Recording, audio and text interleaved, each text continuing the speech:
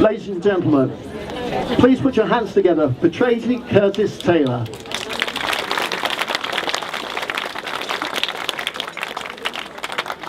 Well, I should start by saying good morning, even though it actually isn't a terribly good one, which is why I'm here on the ground and not in my aeroplane and doing a fly past for this quite remarkable occasion here.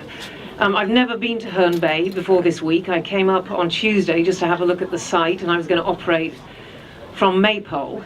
But it's incredibly moving to be here and to meet Amy's nieces, who are the daughters of Amy's sister, who have never been to Herne Bay either. So everyone is actually feeling quite emotional about this, because of course it was the weather that caused Amy's catastrophic accident 12 miles off this coast back in 1941.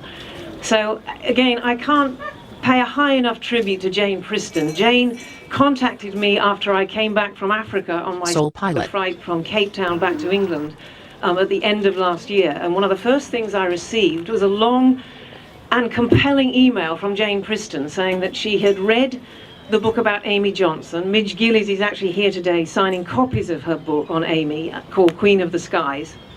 But Jane had been given a copy of this book by her husband and became simply infatuated with the story. And of course, living here, it has great resonance. So again, just to prove what one very determined woman can do, she's sort of pulled this one off over, several months now. But I came down and saw a little biplane that she's designed and built, because she's an artist, as part of the waterfront.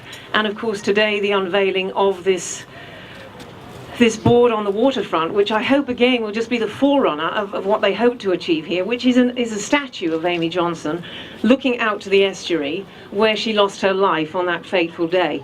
Amy was, of course, flying for the ATA. She'd already made her name as a pioneering aviator.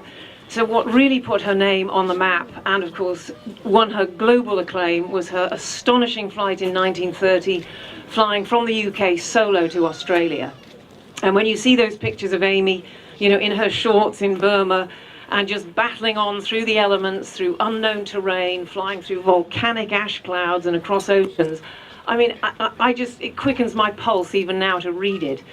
So it's people like Amy, and of course, in fact, Lady Heath, who was another great inspiration for me, but that was what really drove my flight Soul Pilot from Cape Town back to England.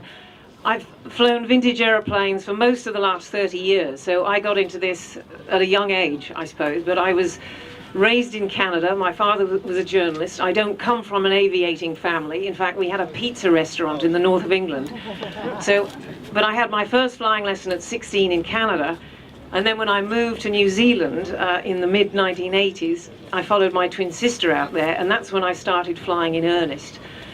But what really interested me was old aeroplanes, and I was lucky enough to fly those very early on, and then I didn't really want to fly anything else. So I've had 25 years of flying wooden fabric, open cockpit aeroplanes, and actually my flight, the one I've just done, was also the culmination of 25 years of flying and dreaming about doing these things. So I very, very much relate to Amy's story.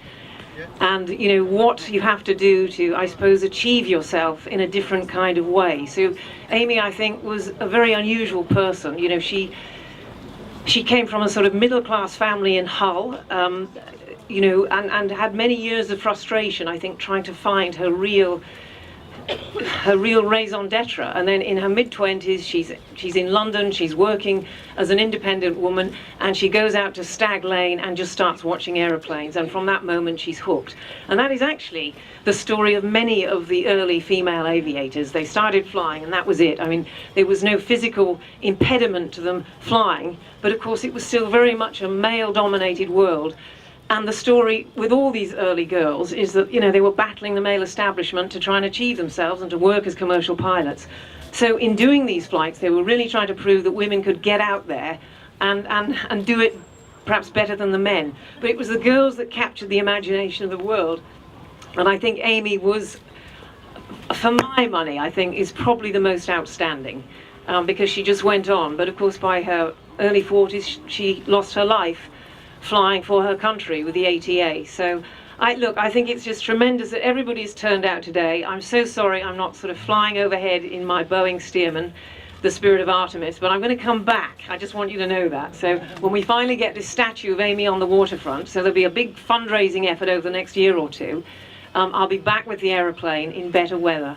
So look, enjoy the rest of the day. Thank you very much, and I hope to see you again sometime. Ladies and gentlemen, big round of applause please for Tracey Curtis-Taylor.